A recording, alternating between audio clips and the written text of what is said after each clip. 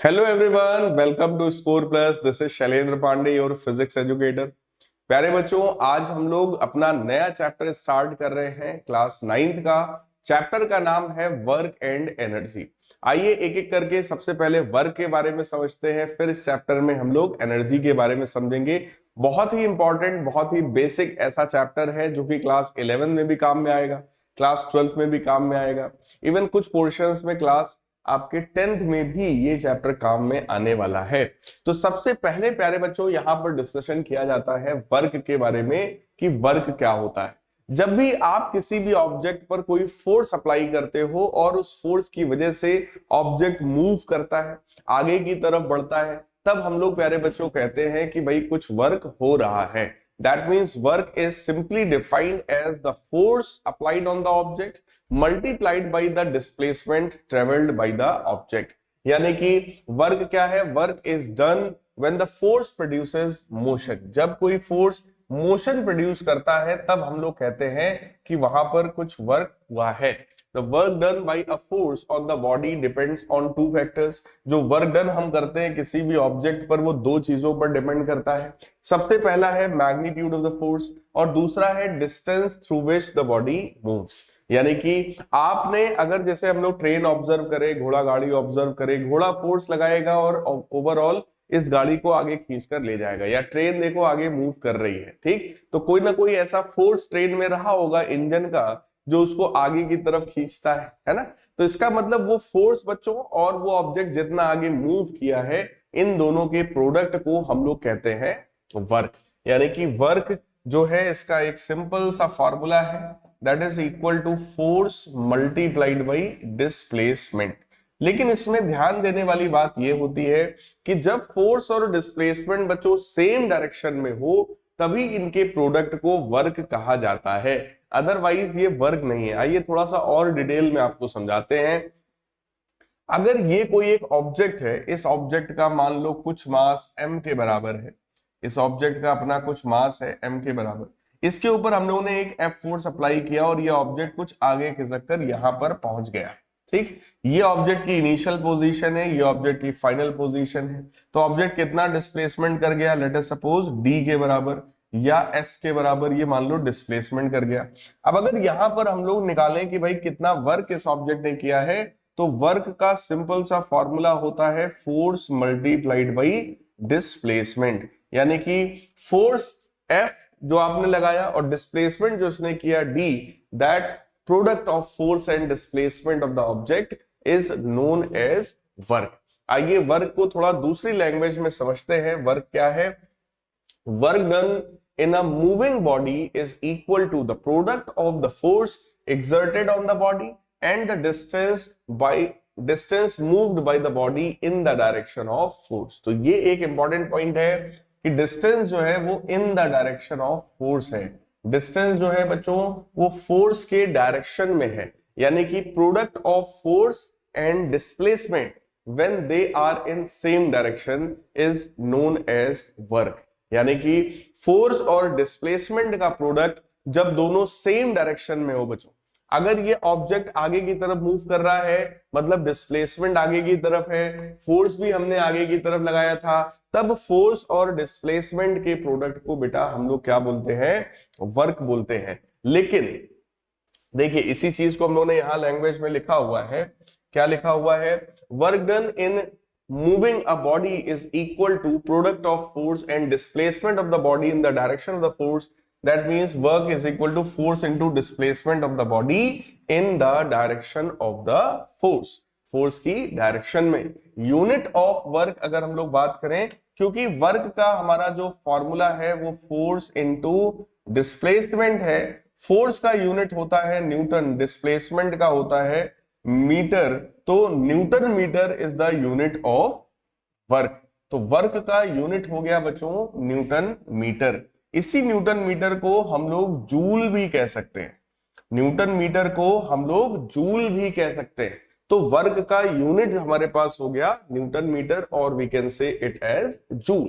तो आइए सबसे पहले हम लोग समझते हैं भाई जूल क्या होता है, how can we define joule. तो जूल का मतलब यह है when a force of 1 Newton, when a force of 1 newton moves a body through a distance of 1 metre in the direction of force, यानी कि फोर्स 1 न्यूटन हो, displacement 1 metre हो, in the direction of force हो, तो ऐसे में work done is known as 1 joule.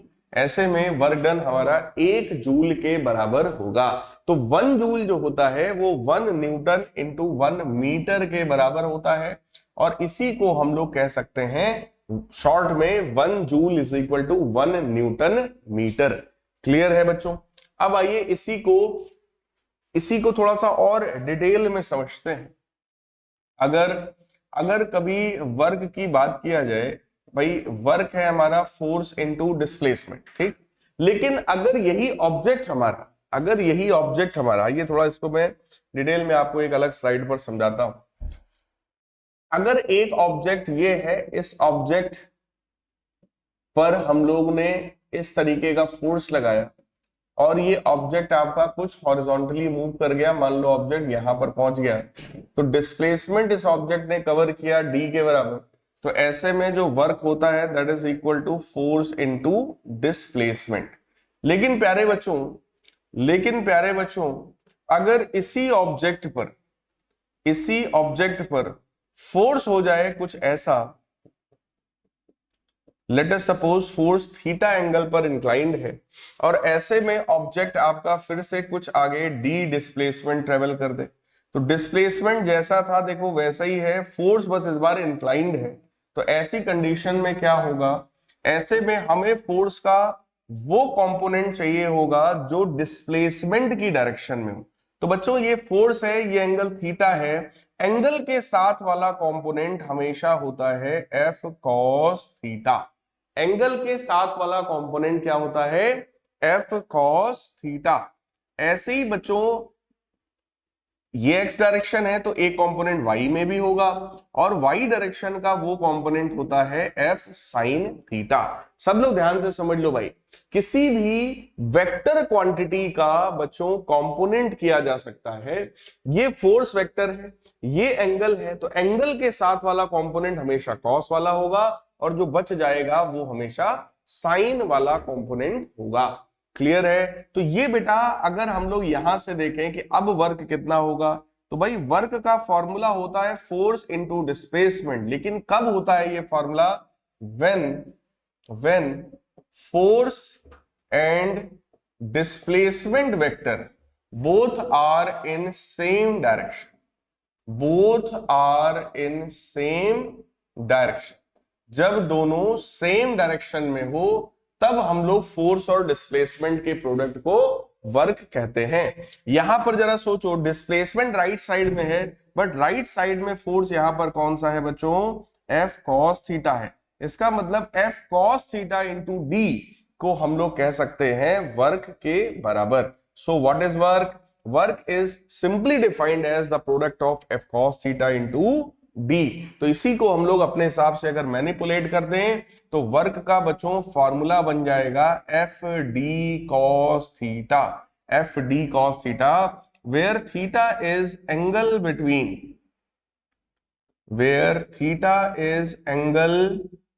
Between force and displacement. Force vector और displacement vector के बीच का बच्चों जो एंगल होता है वो थीटा हमारा है। क्लियर? तो फॉर्मूला क्या हुआ, एफ डी कॉस थीटा। अब आइए आगे के केस को देखते हैं जो भी यहां पर हमसे कहा जा रहा है। तो ये हटाते हैं। देखो यहां पर क्या कहा जा रहा है, when a man standing still at a bus stop with heavy suitcase in his hand may get tired soon but he does no work in this situation। कह रहे हैं कि अगर एक बंदा खड़ा है मान लो बस स्टॉप पर, अपने हाथ में भारी सा सूटकेस लेकर के मान लो खड़ा है, ठीक। अब वो यहाँ खड़ा है तो ऑब्वियस है भारी सूटकेस लिए थोड़े समय बाद थक जाएगा। लेकिन प्यारे बच्चों फिजिक्स की लैंग्वेज में उसने कोई वर्क नहीं किया है। क्यों? क्योंकि वो सूटकेस लेकर के खड़ा है। जब वो चला नहीं आगे, जब उसने डिस्प्लेसमेंट नहीं किया, उसने वर्क नहीं किया, तो फिजिक्स इसको वर्क नहीं मानता। क्यों? क्योंकि वर्क के फार्मूले में बेटा तीन चीजें आती हैं, फोर्स डिस्प्लेसमेंट और कॉस थीटा, फोर्स डिस्प्लेसमेंट और कॉस थीटा। इसका मतलब if displacement equal to 0 then also we can say work is equal to 0। अगर डिस्प्लेसमेंट बेटा 0 के बराबर है तो वर्क भी हमारा 0 के बराबर हो जाएगा। So in this situation he has done no work, उन्होंने कोई वर्क नहीं किया है अगर वो सूटकेस लेकर खड़े हैं तो। ठीक है, अगला देखो, a man may get completely exhausted in trying to push a stationary wall but since there is no displacement the work done by the man on the wall will be 0। आप एक दीवार पर खूब फोर्स लगाओ, है ना, अगर दीवार अपनी जगह से हिली नहीं, जो कि नहीं हिलेगी सबको पता है ना, अगर दीवार में कोई डिस्प्लेसमेंट भाई साहब नहीं हुआ तो इसका मतलब आपने कोई वर्क नहीं किया है, क्योंकि बेटा डिस्प्लेसमेंट 0 है, डिस्प्लेसमेंट 0 है तो वर्क की वैल्यू भी बच्चों 0 के बराबर हो जाएगा। अब देखो अगला क्या है, work done against gravity. Gravity के अगेंस्ट जो वर्क आप करते हो, मान लो ये बच्चा है, देखो ये जीना चढ़ता जा रहा है, सीढ़ी पर ऐसे ऊपर की तरफ चढ़ता चला जा रहा है। अब यहां पर आप ऑब्जर्व करो कि उसने ग्रेविटी के अगेंस्ट इनिशियली यहां से चढ़ना शुरू किया और यहां तक अगर चढ़ रहा है तो ग्रेविटी के अगेंस्ट ओवरऑल ये कितना हाइट कवर करेगा, that is equal to h, है ना। तो फोर्स इसके ऊपर कितना लग रहा है, इस बच्चे का फोर्स कितना होगा डाउनवर्ड डायरेक्शन में, बोलो वेट के बराबर, यानी इसका अपना वेट mg लगेगा नीचे, और डिस्प्लेसमेंट बेटा किधर हो रहा है, ऊपर की तरफ, यानी कि h के बराबर। तो ऐसे में होता है work done against gravity. So whenever work is done against gravity the amount of work done is equal to the product of weight of the body and the vertical distance through which the body is lifted, यानी कि object का weight multiplied by vertical distance h, यानी कि mg। देखो object का wait होता है ना mg के बराबर। यहां पर आइए मैं इस पॉइंट को आपको क्लियर कर दे रहा हूं भाई, अगर ऑब्जेक्ट का मास m के बराबर है, ऑब्जेक्ट का मास m के बराबर है, तो प्यारे बच्चों ऑब्जेक्ट का जो वेट होगा that must be equal to mg। Clear, तो weight of the object multiplied by the vertical distance h is known as work done। ठीक, उसी को हम लोग वर्क डन कहते हैं। अब आइए जरा वर्क पर बेस्ड कुछ छोटे छोटे क्वेश्चंस हम लोग सॉल्व कर लें। सबसे पहला क्वेश्चन क्या है, how much work is done by a force of 10 Newton, a force of 10 Newton in moving an object through a distance of 1 meter, through a distance of 1 meter in the direction of force। यानी कि जो displacement हुआ है वो force की direction में हुआ है। ऐसे में आपसे कह रहे हैं कि भाई वर्क की वैल्यू बता दो, तो वर्क होता है बच्चों फोर्स इनटू डिस्प्लेसमेंट। ये फॉर्मूला कब वैलिड है, जब फोर्स डिस्प्लेसमेंट की डायरेक्शन में हो या डिस्प्लेसमेंट फोर्स की डायरेक्शन में। क्लियर, मतलब दोनों का डायरेक्शन अगर सेम है तभी आप ये फॉर्मूला अप्लाई करोगे, otherwise this formula is not applied. Clear, तो वर्क की वैल्यू प्यारे बच्चों, वर्क की वैल्यू यहां पर कितनी हो गई, 10 जूल के बराबर। क्लियर, 10 न्यूटन मीटर के बराबर। अगला देखो, अब ये वर्क डन अगेंस्ट ग्रेविटी है, क्या क्या कहा जा रहा है, calculate work done in lifting 200 kg of water. So mass of water is 200 kg, 200 kg water है, through a vertical height of 6 metre. कह रहे हैं assume the value of g as 10 metre per second square. तो प्यारे बच्चों work done against gravity अगर हम करेंगे तो फॉर्मूला क्या होता है भाई, weight of the object into height, यानी mgh। m कितना है यहाँ पर 200 के बराबर, g की वैल्यू कितनी है 10 के बराबर, और हाइट कितनी है यहाँ पर 6 के बराबर, 6 के इक्वल। तो ये बनेगा 12 और 3 जीरोस आ जाएंगे, यानी कि 12,000 न्यूटन मीटर, 12,000 न्यूटन मीटर। तो वर्क की वैल्यू यहां पर कितनी हो गई, 12,000 न्यूटन मीटर कहिए या 12,000 जूल भी आप कह सकते हो इसको, है ना, 12,000 जूल भी कह सकते हैं भाई हम लोग इसको। तो ऐसा भी प्यारे बच्चों हो सकता है। अब आइए अगला क्वेश्चन देखते हैं। नेक्स्ट क्वेश्चन बेटा देखते हैं क्या होगा। अ कार वेइंग 1000 kg, तो mass of the car is 1000 kg, travelling at 30 metre per second. तो इनिशियल स्पीड हो गई बेटा 30 metre per second. stops at a distance of 50 metre decelerating uniformly. अगर स्टॉप हो गई तो फाइनल वेलोसिटी बच्चों कितनी होगी, 0 होगी। डिसएलरेटिंग यूनिफॉर्मली मतलब डिसएलरेशन में है। What is the force exerted on it by the brakes. हमसे कह रहे हैं फोर्स की वैल्यू आप बताइए। What is the work done by the brakes, कह रहे हैं work done by the brakes भी बताइए। अच्छा देखो, अगर हमको U पता है, V पता है, S पता है, सोचो इन तीन का यूज करके बेटा अगर हम लोग एक्सेलरेशन निकाल लें, है ना, एक्सेलरेशन निकाल लें तो क्या फोर्स आ जाएगा। प्यारे बच्चों फोर्स का फॉर्मूला क्या होता है, मास इनटू एक्सेलरेशन।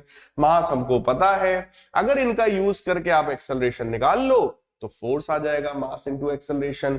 और अगर फोर्स पता है, डिस्प्लेसमेंट का मल्टीप्लाई कर दो तो वर्क आ जाएगा। आइए मैं आपको सॉल्व करके दिखाता हूं। Now using third equation of motion. भाई इक्वेशंस ऑफ मोशन हम लोग कब यूज करते हैं बच्चों, जब एक्सेलरेशन कैसा हो, कांस्टेंट हो, तब हम लोग इसको यूज करेंगे।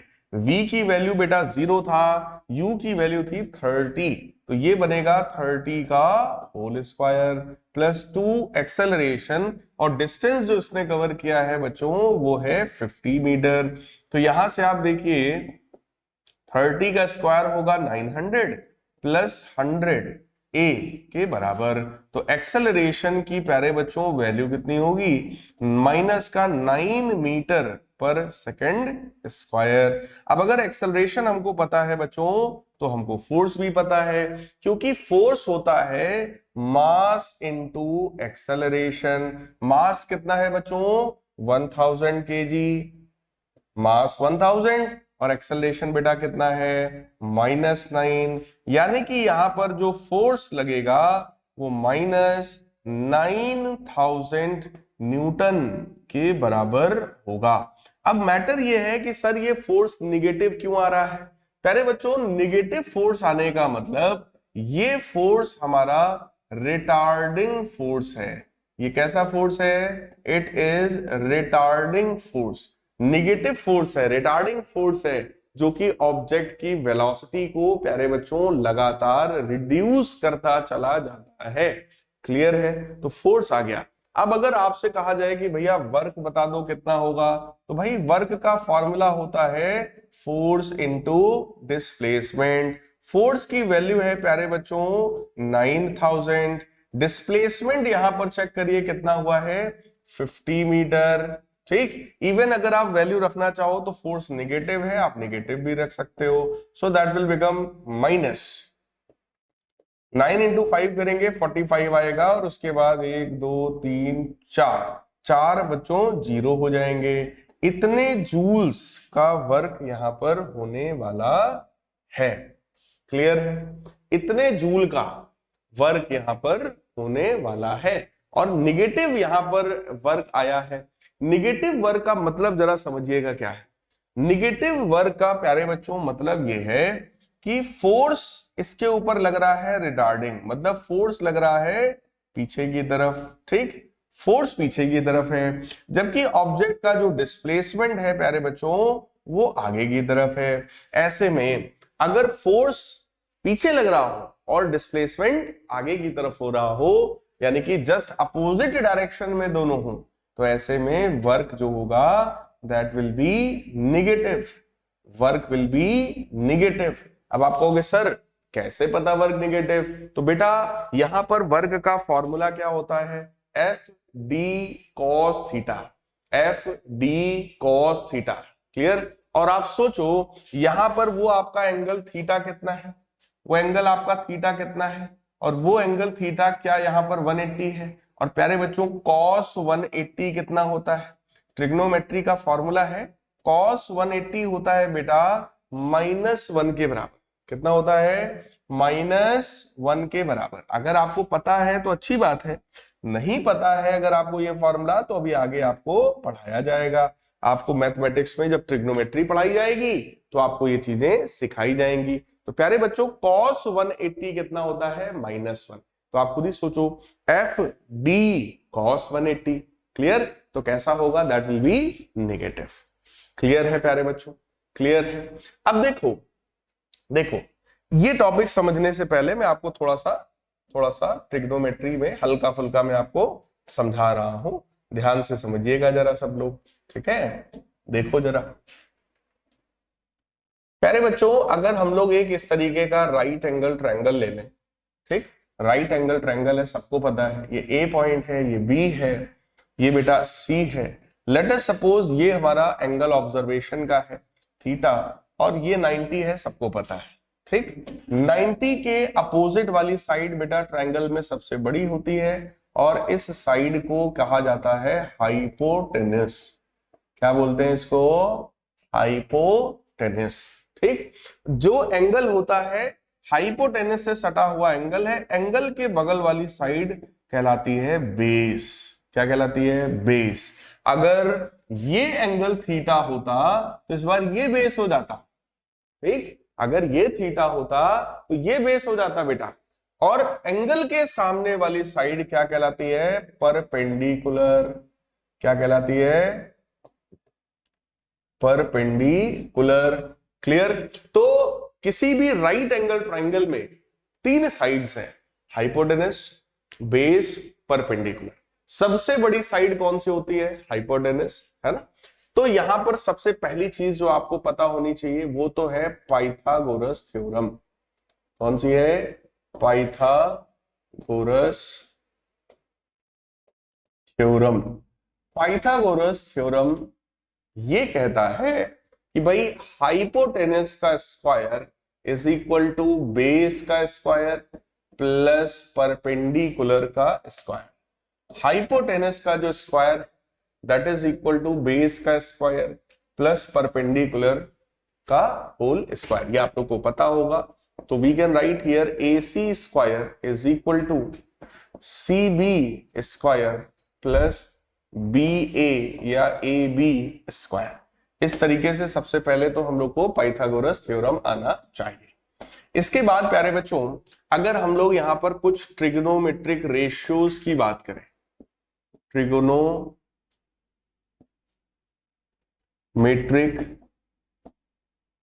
रेशियोज की अगर हम लोग बात करें तो ट्रिग्नोमेट्रिक रेशियोज में सबसे पहला रेशियो होता है साइन थीटा। सबसे पहला यहां पर फॉर्मूला बच्चों क्या होता है? Sine theta. साइन थीटा का फॉर्मूला होता है perpendicular upon hypotenuse. Perpendicular upon hypotenuse, ठीक? दूसरा होता है बच्चों कॉस थीटा।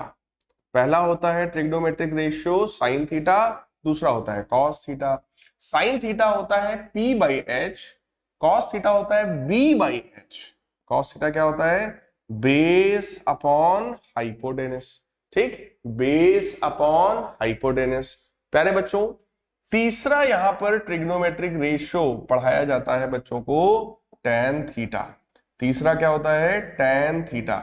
tan थीटा जो होता है बेटा वो साइन थीटा और कॉस थीटा जो आपने अभी दोनों पढ़े ना, उन्हीं दोनों के रेशियो के बराबर होता है। tan थीटा इन दोनों के रेशियो के बराबर होता है। तो आप सोचो, sine theta perpendicular upon hypotenuse था, cos theta base upon hypotenuse था, हाइपोटेनस से हाइपोटेनस कैंसिल हो गया, क्या बचा? Perpendicular upon base. तो tan थीटा बच्चों कितना होता है? Perpendicular upon base. चौथा ट्रिग्नोमेट्रिक रेशियो होता है कॉसेक थीटा। चौथा बेटा क्या होता है? Cosec theta.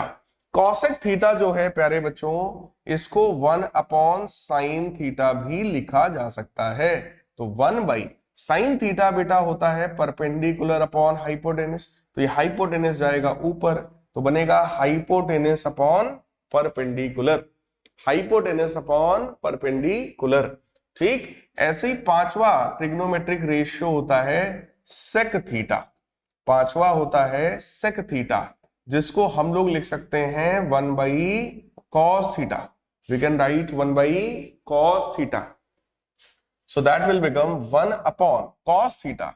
देखो cos थीटा होता है बेस अपॉन हाइपोटेनस, तो बेस है b और हाइपोटेनस है h, तो ये h जाएगा ऊपर और b आएगा नीचे, तो cos थीटा b/h है ना। तो sec थीटा की वैल्यू आएगा हाइपोटेनस अपॉन बेस। और आखिरी होता है प्यारे बच्चों cot थीटा। आखिरी है cot theta which is reciprocal of tan theta, so it is 1/tan theta. tan theta होता है हमारा परपेंडिकुलर अपॉन बेस, तो 1 परपेंडिकुलर अपॉन बेस, तो ये जाएगा ऊपर, तो ये बनेगा बेस अपॉन परपेंडिकुलर। क्लियर। तो देखो ट्रिग्नोमेट्री में कितने रेशियोज होते हैं प्यारे बच्चों हमारे पास? 6। कौन कौन से? साइन, कॉस, टैन, कॉसेक, सेक और कॉट। 6 रेशियो होते हैं। ठीक, इनके फॉर्मूले को याद करने के लिए एक छोटा सा ट्रिक लोग बनाते हैं। तो वो ट्रिक क्या होता है भाई? पाकिस्तान भूखा प्यासा अपॉन हिंदुस्तान हरा भरा। ठीक, क्या क्या बताया गया? पाकिस्तान भूखा प्यासा अपॉन हिंदुस्तान हरा भरा। इस तरीके से आप याद कर सकते हो, सिंपल। तो बच्चों अगर हम लोग p/h लेते हैं, p/h लेते हैं, सो that will be perpendicular upon hypotenuse, perpendicular upon hypotenuse, that is sine theta. ठीक, नेक्स्ट है बेटा, अगर हम लोग कंसीडर करते हैं b/h, b/h, तो b/h क्या होता है? Base upon hypotenuse which is cos theta. अगर हम लोग थर्ड लेते हैं जो कि है p/b यानी परपेंडिकुलर अपॉन बेस, तो ये हमारा क्या हो जाएगा? That will be tan theta. Clear? Clear. तो इसका मतलब पहला क्या है हमारा? पहला है हमारा साइन थीटा। पहला क्या है हमारा? Sine theta. दूसरा बच्चों क्या होता है? cos theta. ठीक, और तीसरा क्या है हमारा? tan theta. Clear? tan theta. और इसी का रेसिप्रोकल कर दो, अगर 1/, कर दो तो cosec थीटा, sec थीटा और cot थीटा आ जाता है। क्लियर है? आई होप आपको ये चीजें समझ में आ गई होंगी, है ना? ये चीजें आपको समझ में आ गई होंगी।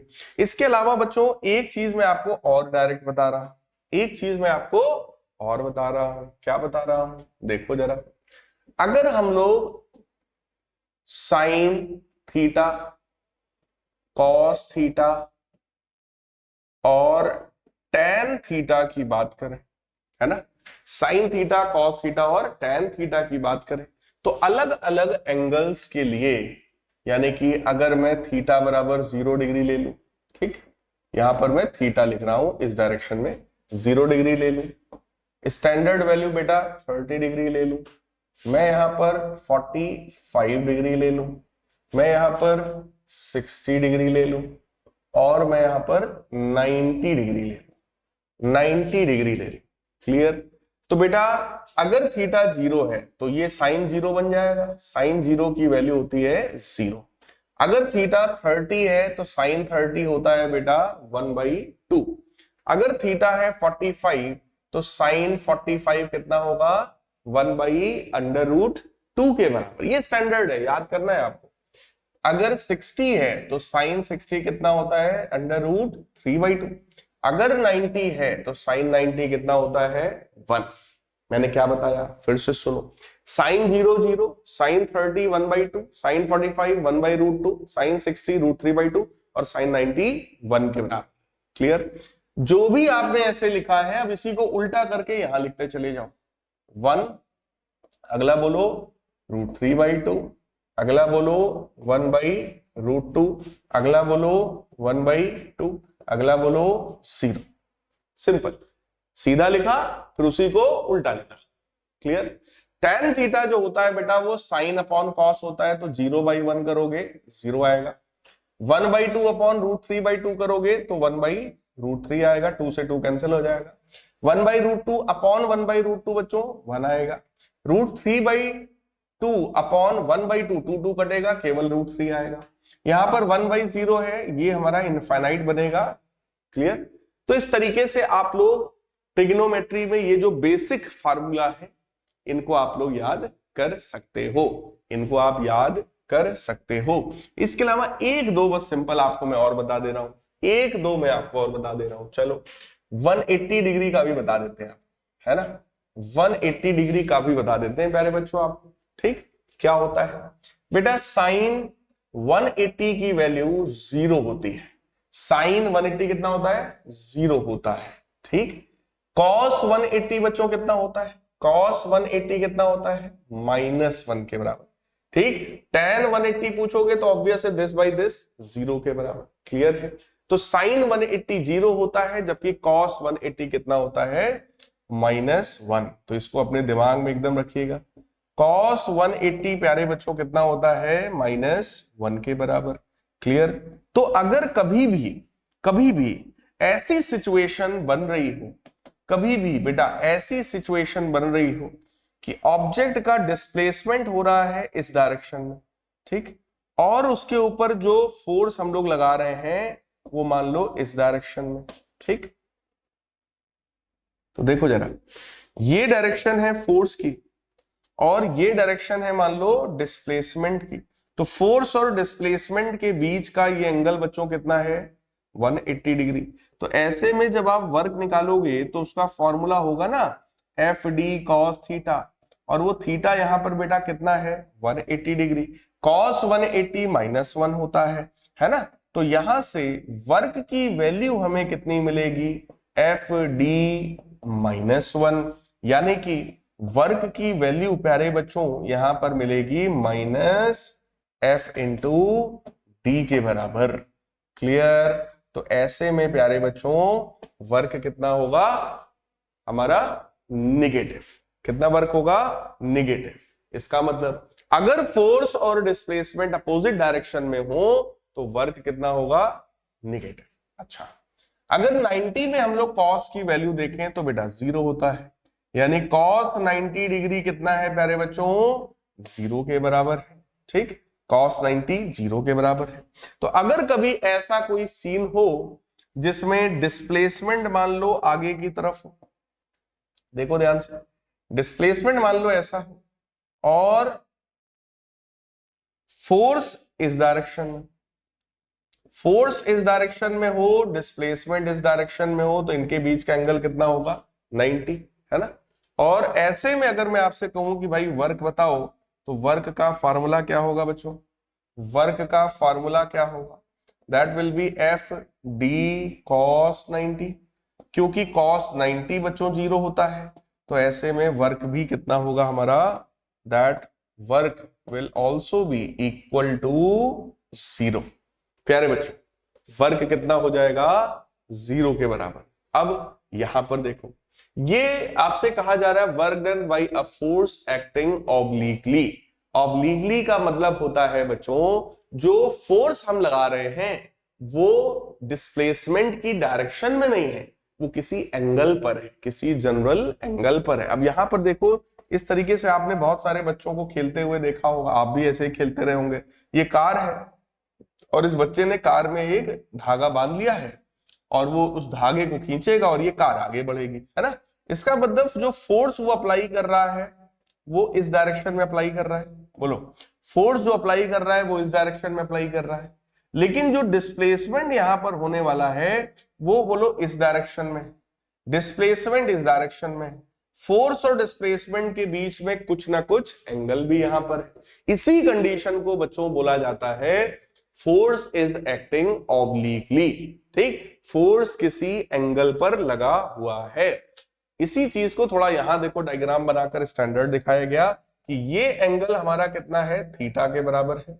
डायरेक्शन ऑफ फोर्स हमारा इधर की तरफ है, तो ये फोर्स हो गया, और इधर की तरफ हो गया डिस्प्लेसमेंट यानी कि डी के बराबर। तो ऐसे में अगर मैं वर्क की वैल्यू को कैलकुलेट करूंगा तो वर्क हमारा होगा एफ डी कॉस थीटा के बराबर। कितने के बराबर? एफ डी कॉस थीटा के बराबर। प्यारे बच्चों अगर ये एंगल थीटा आपका 0 डिग्री के बराबर, अगर थीटा 0 हो तो वर्क की वैल्यू हो जाएगी ना एफ डी कॉस 0, है ना, एफ डी कॉस 0 डिग्री। और बेटा कॉस 0 की वैल्यू होती है 1 के बराबर। ठीक, कॉस 0 कितना होता है 1 के बराबर। कहोगे सर कैसे पता चला? अभी पीछे पढ़ाया था मैंने आपको, देखो कॉस 0 कितना होता है प्यारे बच्चों 1 के बराबर। तो आपको याद कौन सा होना चाहिए, cos 0 1, cos 90 0, cos 180 -1, cos 30 √3/2, cos 45 1/√2, cos 60 1/2, cos 90 0। Clear? इतनी चीजें बेटा याद कर लीजिएगा, क्योंकि वर्क के फॉर्मूले में cos आता है तो ये cos वाला ये जो रेशियो आ रहा है ना, ये आपके लिए इंपॉर्टेंट हो जाता है। ये आप लोगों को बेटा पता होना चाहिए। ठीक, अगर इस पर बेस्ड कॉन्सेप्ट पर क्वेश्चन पूछा जाए तो वो एक सिंपल फॉर्मूला बेस्ड क्वेश्चन होता है। क्लियर? इसका मतलब अगर एंगल 0 है तो बेटा वर्क कितना होगा, that will be F into D. यही एंगल अगर 90 हो तब वर्क होएगा F D cos 90, F D cos 90।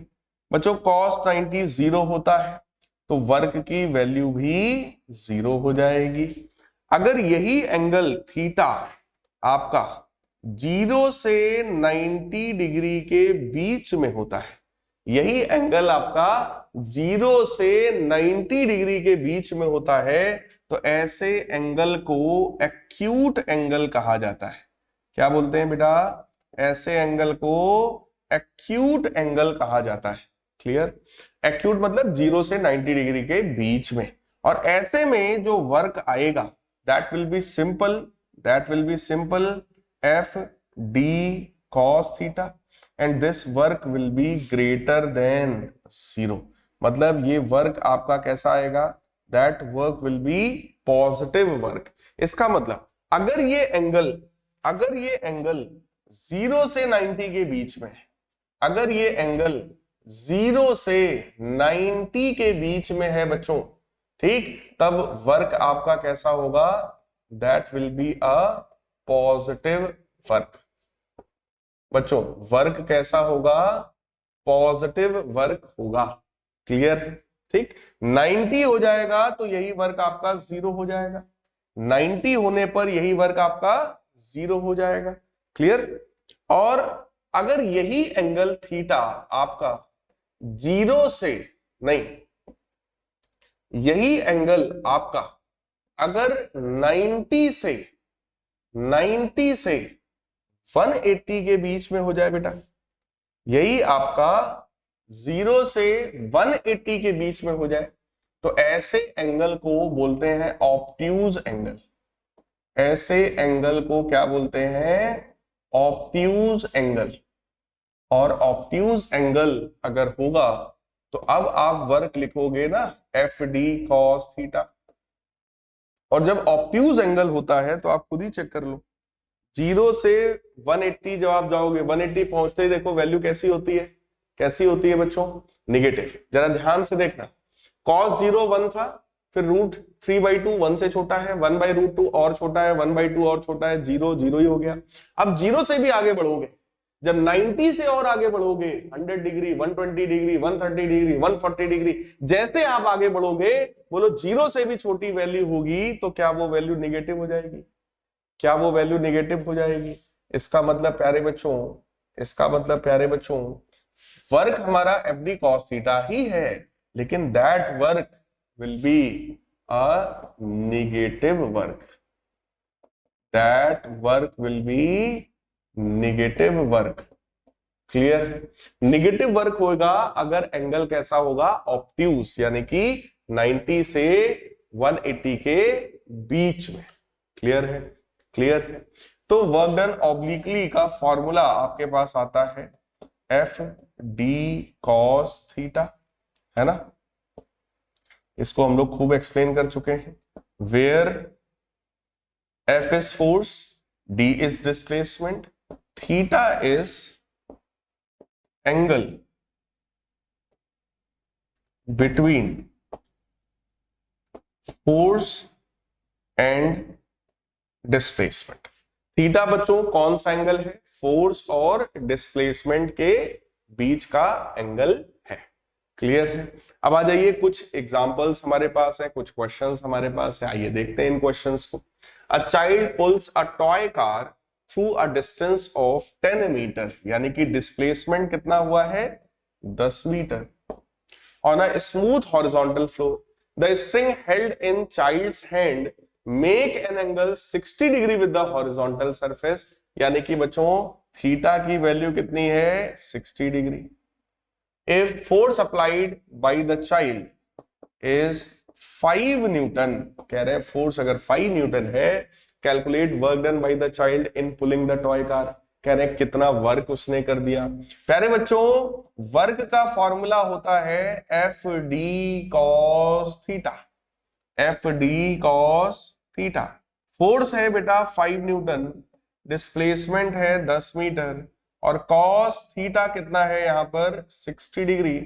Cos 60 प्यारे बच्चों कितना होता है? कॉस 60 होता है 1/2 के बराबर।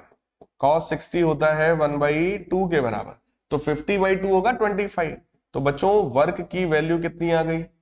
वर्क की वैल्यू कितनी आ गई? 25 जूल्स के बराबर। वर्क की वैल्यू कितनी आ गई? 25 जूल्स के बराबर। अब देखो ये एक पुली है, ये एक पुली है जिसने अपने सर पर देखो 2-3 बैग्स भारी भारी लाद रखे हैं। अब जब ये इसको लेकर के ऐसे आगे बढ़ेगा, मान लो ऐसे आगे बढ़ रहा है, अब जो इन्होंने ऊपर वेट लाद के रखा है, बोलो उसका जो वेट होगा, उसका जो फोर्स होएगा वो किधर लगेगा? नीचे। मान लो मैंने अपने सर पे ऐसे लाद रखा है ना, तो बोलो फोर्स किधर लगेगा? नीचे। नीचे। और हम लोग ले किधर जा रहे हैं? ऐसे आगे, है ना। इसका मतलब क्या हुआ? फोर्स है बेटा इस डायरेक्शन, और डिस्प्लेसमेंट जो आप करा रहे हैं वो आगे की डायरेक्शन में, है ना। और दोनों के बीच का एंगल कितना हो गया? 90 डिग्री हो गया। ऐसे में अगर मैं आपसे कहूं कि भाई वर्क बताओ, तो आपको कहना चाहिए sir F D cos 90। Cos 90 बच्चों 0 होता है, 0 का मल्टीप्लाई किसी में भी कर दो, पूरी वैल्यू 0 हो जाती है। इसका मतलब इमोशनली हम लोग देखें तो लगता है ना कि यार बड़ा मेहनत कर रहा है, पसीना पसीना हो गया, उसने बहुत मेहनत किया। बट प्यारे बच्चों फिजिक्स के हिसाब से उसने कोई वर्क नहीं किया। फिजिक्स के हिसाब से इस कूली का वर्क कितना है? 0। लेकिन वैसे इमोशनली हम लोग देखते हैं भाई कि भाई बहुत मेहनत किया, बहुत काम करते हैं दिन भर में, है ना। So when the displacement of the body is perpendicular to the direction of force, no work is done, कोई वर्क वहां पर माना नहीं जाएगा। इसीलिए जब कोई ऑब्जेक्ट बेटा सर्कुलर पाथ में घूमता है, जब कोई ऑब्जेक्ट सर्कुलर पाथ में घूमता है, तो आप मुझे बताओ अगर यहां पर ऑब्जर्व करें तो क्या एक फोर्स सेंटर की तरफ लगता है? यहां पर ऑब्जेक्ट का हो गया मान लो सेंटर, ठीक। एक फोर्स बोलो लगता है ना, उसका नाम सेंट्रीपिटल फोर्स होता है। अगर ये ऑब्जेक्ट है सर्कुलर पाथ में, तो ऑब्जेक्ट की वेलोसिटी तो इधर की तरफ होगी, लेकिन सेंट्रीपिटल फोर्स किधर होगा? टुवर्ड्स सेंटर, है ना। जिधर की तरफ वेलोसिटी होती है उधर ही की तरफ डिस्प्लेसमेंट भी माना जाता है, उधर ही की तरफ डिस्प्लेसमेंट भी माना जाता है ना। तो फोर्स और डिस्प्लेसमेंट बेटा फिर से कैसे हो गए? परपेंडिकुलर। और ऐसे में वर्क की वैल्यू कितनी होती है? That work will be 0। कितना वर्क होगा बेटा? 0। देखो लिखा हो, work done on a body moving in circular path is also 0। यही कारण है अगर हम कहें work done in the case of earth moving around the sun will be also 0। हमारा जो अर्थ सन के अराउंड घूम रहा है, तो अर्थ ने कितना वर्क किया? 0। मून हमारे अर्थ के अराउंड घूम रहा है, तो मून ने कितना वर्क किया? 0। तो इसका मतलब अगर कोई भी ऑब्जेक्ट सर्कुलर मोशन में है, तो वो कोई वर्क वहां पर परफॉर्म नहीं करता है। Work done by that object in circular motion is always 0। तो प्यारे बच्चों वर्क जो होता है that may be positive, that may be negative, that may be 0 also. Positive work कब होगा? जब एंगल एक्यूट होगा, है ना। That means work done is positive when force acts in the direction of force, मतलब वर्क जो है तब पॉजिटिव मानोगे जब फोर्स डिस्प्लेसमेंट की डायरेक्शन में हो या एंगल एक्यूट हो, है ना। एंगल कैसा हो, एक्यूट हो। मैंने तो आपको डिटेल में समझा दिया है, इसलिए आप यहां पर क्या लिख सकते हैं, अगर एंगल एक्यूट है, एक्यूट मतलब बेटा 0 से 90 डिग्री के बीच में है, तब ऐसे में work will be positive. Clear. Work done is negative when force acts opposite to the direction of motion of body, यानी कि अगर एंगल कैसा हो, ऑब्ट्यूज हो, अगर एंगल कैसा हो, ऑब्ट्यूज, ऑब्ट्यूज मतलब 90 से 180 के बीच में, तो प्यारे बच्चों ऐसे में वर्क कैसा होगा, निगेटिव होगा। लेकिन अगर वर्क 0 की बात करें तो इसका मतलब force is perpendicular to displacement, so when force acts at right angle to the direction of motion of the body, यानी कि अगर यही एंगल हमारा 90 डिग्री हो, तब प्यारे बच्चों वर्क कितना होता है, 0 के बराबर होता है। तो वर्क ऐसी क्वांटिटी है, पहली बात तो वर्क स्केलर क्वांटिटी है ना, वर्क स्केलर क्वांटिटी है प्यारे बच्चों, और वर्क आपका 0 भी हो सकता है, पॉजिटिव भी हो सकता है, और प्यारे बच्चों नेगेटिव भी हो सकता है। आई होप आप लोगों को वर्क का पूरा कॉन्सेप्ट समझ में आ गया होगा। क्लास 9th के स्टैंडर्ड में इवन थोड़ा सा ऊपर भी मैंने आपको जाकर समझा दिया है, जिसमें ट्रिग्नोमेट्री का भी यूज हो गया है। तो प्यारे बच्चों आई होप आपको बहुत अच्छे से समझ में आया होगा। सभी लोग कमेंट करके जरूर बताइएगा कि लेक्चर्स आपको कैसे लग रहे हैं, है ना। और भी अगर आप लोग कुछ अलग मेथड से चाहते हैं तो आप कमेंट कर सकते हैं। I will try to make sure कि आपके लिए कंटेंट अच्छे से अच्छा पहुंचे, सबसे अच्छा कंटेंट मेरे प्यारे प्यारे बच्चों के लिए पहुंचे, ताकि सभी बच्चे पढ़ें, समझें और आगे टॉप करें, अपने जीवन में आगे बढ़े। मिलते हैं प्यारे बच्चों अपने नेक्स्ट लेक्चर में, तब तक के लिए गुड बाय, टेक केयर।